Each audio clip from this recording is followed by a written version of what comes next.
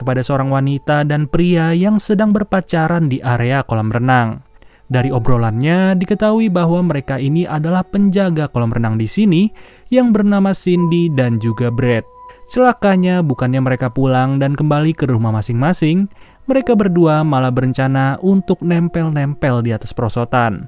Tidak lama dari itu, mereka dihampiri oleh seseorang yang sudah membawa golok dan alhasil sepasang kekasih itu harus meregang nyawa secara naas. Setelah beberapa bulan kemudian, sebuah sekolah SMA yang bernama Valley Hills High School akan mengadakan acara kelulusan di suatu tempat, yang dimana acara ini akan diikuti oleh para murid angkatan 2018 dan mereka baru saja lulus dari sekolah itu.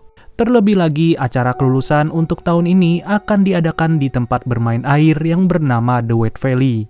Ide tersebut dilontarkan oleh Alice yang menjadi pelopor dari kegiatan ini sekaligus alumni dari SMA Valley Hills. Seperti acara kelulusan pada umumnya, setiap murid sangatlah bersemangat untuk menghabisi waktu bersama-sama.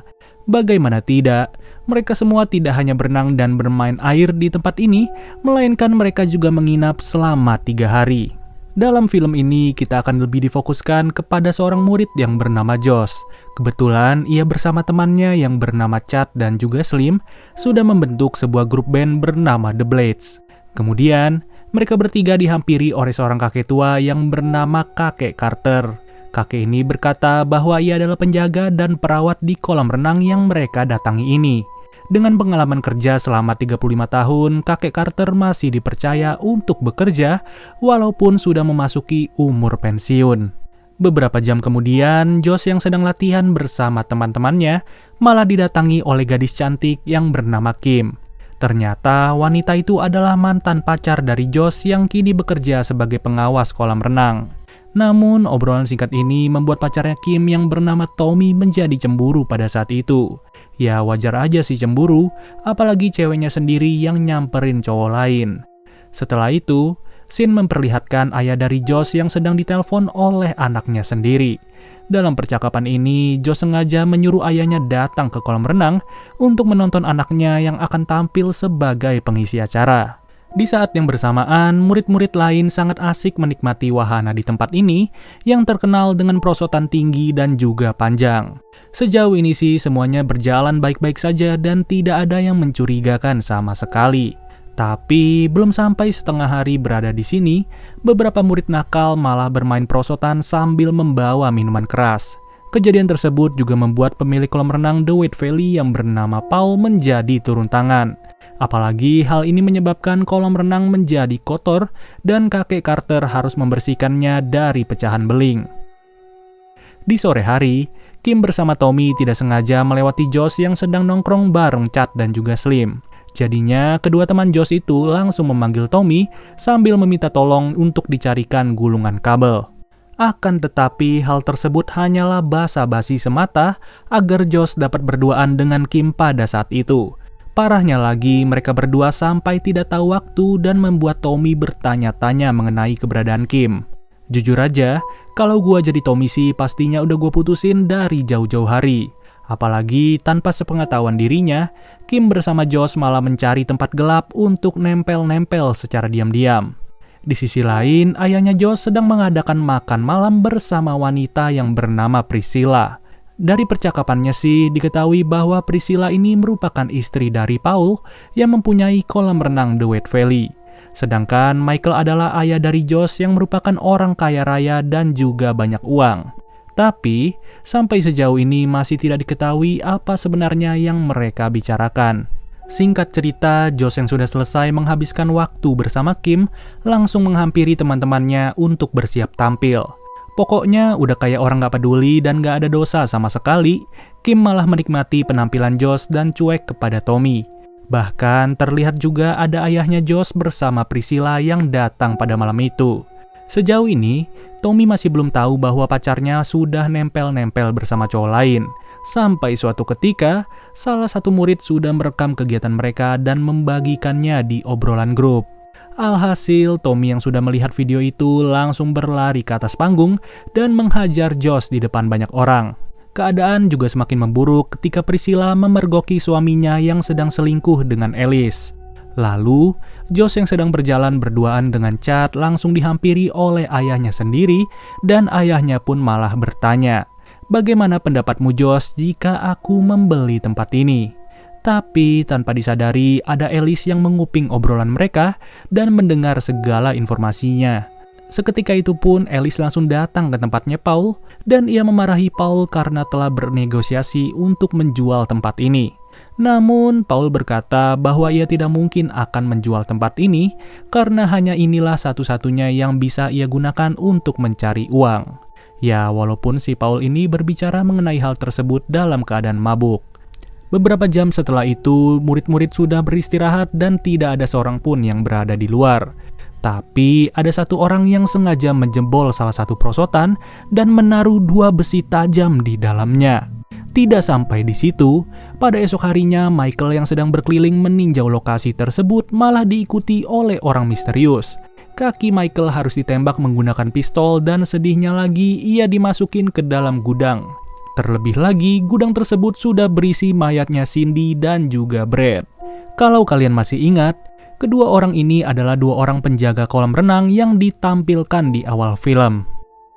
Lalu, scene pun berganti kepada Tommy yang sudah dipecat dan juga putus hubungan dengan Kim. Gak lama dari itu, ia didatangi oleh kakek Carter yang berkata bahwa Kim tidak peduli lagi dengannya. Tapi, Tommy masih saja berpikiran positif mengenai satu-satunya wanita yang ia cintai sampai sekarang.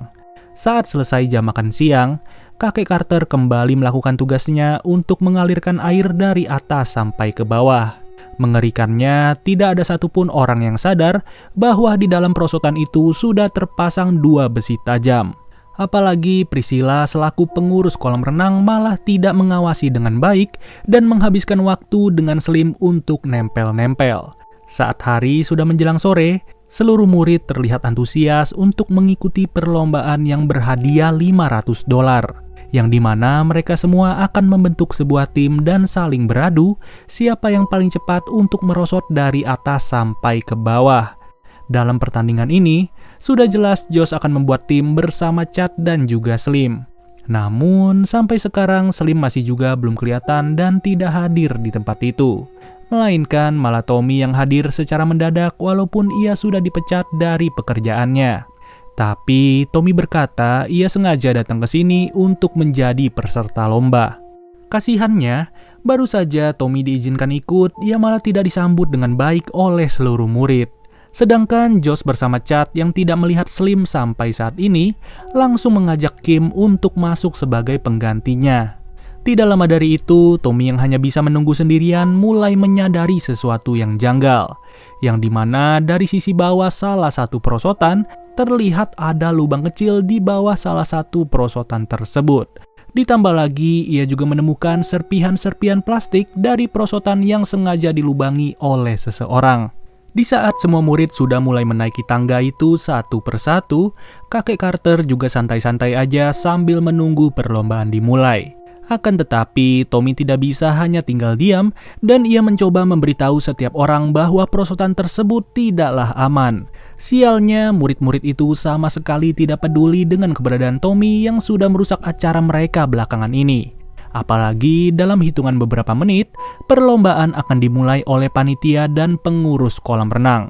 Untuk memastikan semuanya berjalan baik, Priscilla sudah berkomunikasi terlebih dahulu dengan kakek Carter yang berada di bawah. Lagi pula, siapa sih yang bakal nyangka kalau ada besi tajam yang terpasang di dalam perosotan? Namun lagi-lagi, Tommy masih saja berusaha untuk memberitahu Paul maupun Priscilla. Hanya saja tidak ada satupun orang yang percaya dengan perkataannya dan mereka semua langsung meluncur pada saat itu juga. Kasihannya lagi, Tommy yang sudah berusaha untuk memberitahu malah didorong oleh salah satu murid ke dalam perosotan. Dari sini bisa kalian lihat sendiri ada 3 cewek yang berambut pirang dan harus menjadi korban untuk pertama kalinya. Betapa apesnya ketiga cewek tersebut harus meluncur di perosotan yang salah dan membuat tubuh mereka langsung terpotong-potong. Kalau kita lihat dari sisi bawah, perosotan nomor 3 itu sudah mengalirkan air yang berwarna merah serta mengeluarkan potongan tubuh. Ya sudah jelas hal tersebut membuat seluruh pengunjung menjadi ketakutan, begitu juga dengan kakek Carter yang terkejut sampai-sampai membuat kakinya terkilir. Naasnya, Tommy yang terjatuh ke dalam perosotan malah berada di perosotan yang sudah terpasang besi. Emang bener-bener ya, kalau sudah berada di posisi Tommy tidak bisa ngapa-ngapain lagi sambil berharap tidak ada yang meluncur dari atas. Di sisi lain, kakek Carter yang sudah menyadari hal tidak beres langsung memberitahu Priscilla untuk menghentikan perlombaan. Namun anehnya, walkie-talkie itu sama sekali tidak mengeluarkan suara untuk kali ini. Bahkan Priscilla sama sekali tidak mendengar dan ia malah menantang Paul untuk adu meluncur. Dengan syarat, suaminya itu harus menang apabila masih ingin rumah tangganya kembali normal. Alhasil, 3 tim kembali meluncur lagi pada saat itu dengan Paul yang berada di perosotan nomor 3. Kemudian, Josh yang sengaja menaiki perosotan nomor 3 langsung memanggil setiap orang untuk berhenti.